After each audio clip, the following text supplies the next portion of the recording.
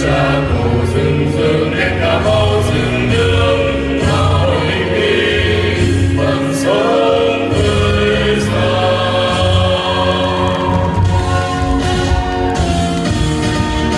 Đã qua thở mù bóng dần chân thân an an người có về, đã qua đôi lên đang ngày vắng giữa quê hương ai kiếm đi đây.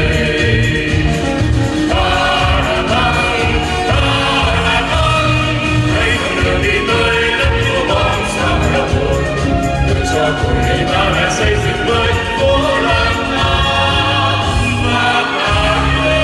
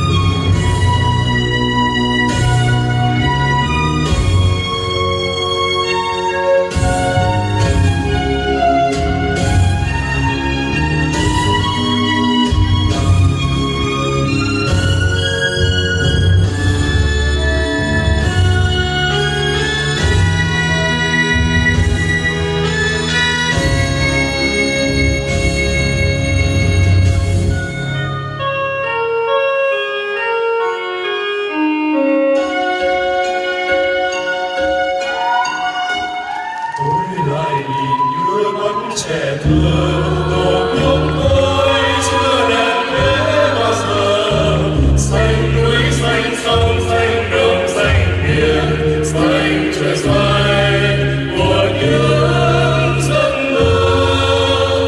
Ôi bay giữa màu xanh dài phóng nâng thấp nâng cao chiều dài chiều rộng. Ôi Việt Nam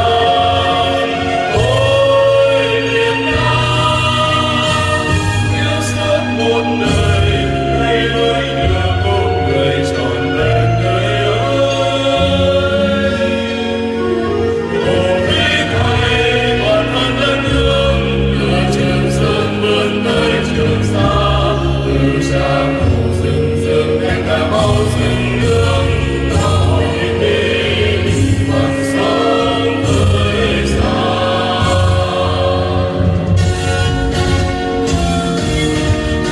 Đã qua thở mù bóng dần chân thân an than người có về, đã qua đôi bên nam ngày vắng giữa quê hương và những biết đi đây. Ta là thắng,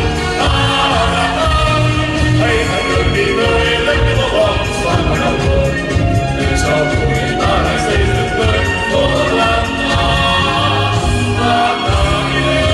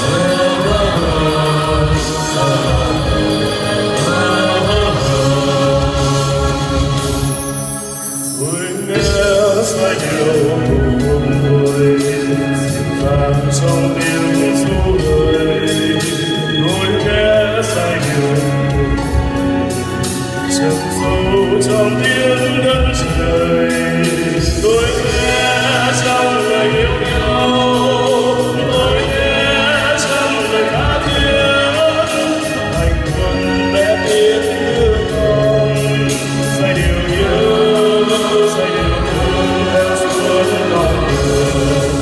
Và tôi yêu, và tôi hát lời yêu thương đầy bỏng cháy.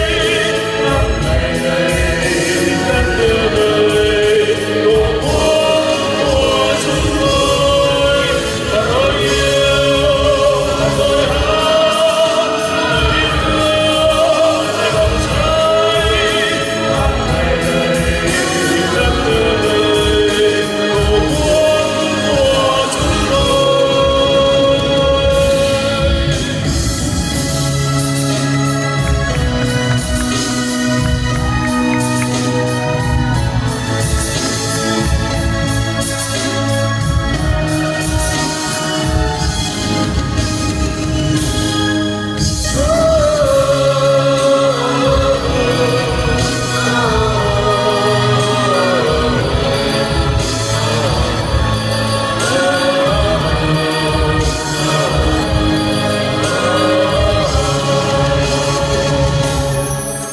Ôi nghe giai điệu buồn đôi vui trong những câu yêu.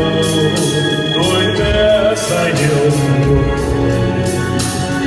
miền trong tiếng chiến đồng. Tôi nghe trong dòng cuốn đi, tôi nghe trong lời báo tố. Một ngàn năm đất nước gian nan, giai điệu cháy trong tình thương. Và tôi yêu, và tôi hát lời yêu thương đầy bỏng cháy. Ngày ngày đất đưa về tổ quốc của chúng tôi. Và tôi yêu, và tôi hát lời yêu thương đầy bỏng cháy. Ngày ngày đất đưa về tổ quốc của chúng tôi. Và tôi yêu, và tôi hát lời yêu thương đầy bỏng cháy. Ngày ngày đất đưa về tổ quốc của chúng tôi.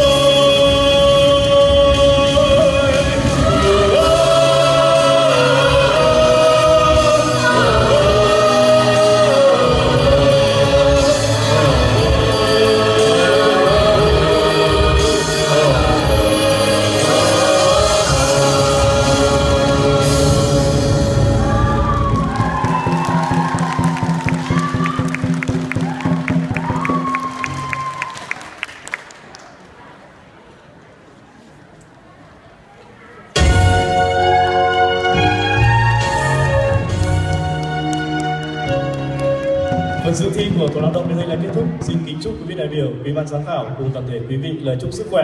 Xin kính chúc hội thi thành công tốt đẹp. Xin cảm ơn phần dự thi của Tòa Lao động.